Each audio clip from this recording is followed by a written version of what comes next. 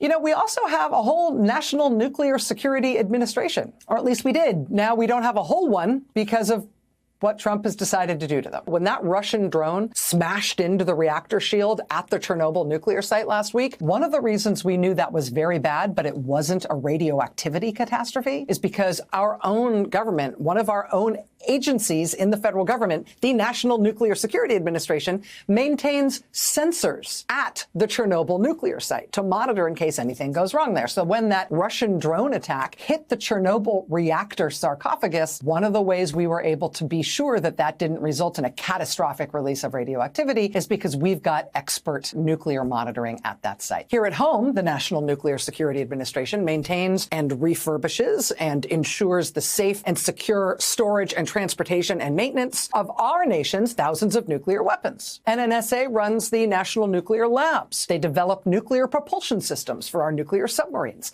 They are the people in charge of making sure that terrorists don't get their hands on a nuclear weapon, or that nuclear weapons technology doesn't get stolen and sold in the black market. They're also in charge of making our new nuclear weapons and inspecting those weapons, and Trump is firing them, firing hundreds of them. The agency only has like 1,900, 2,000 people. Thursday night, they sent out termination notices to more than 300 of them. Termination notices reportedly to hundreds of staff of the small, expert, professional, very important National Nuclear Security Administration. Isn't there anything about the name of that agency that might suggest to you that maybe this isn't the best place to make cuts? What about National Nuclear Security Administration bugs you and makes you think that one is dispensable? Do you want to ask your mom? How old are you? You ever worked in this field? By Friday, the geniuses in the Trump administration had maybe Googled what this agency does or something, maybe heard from a few members of Congress.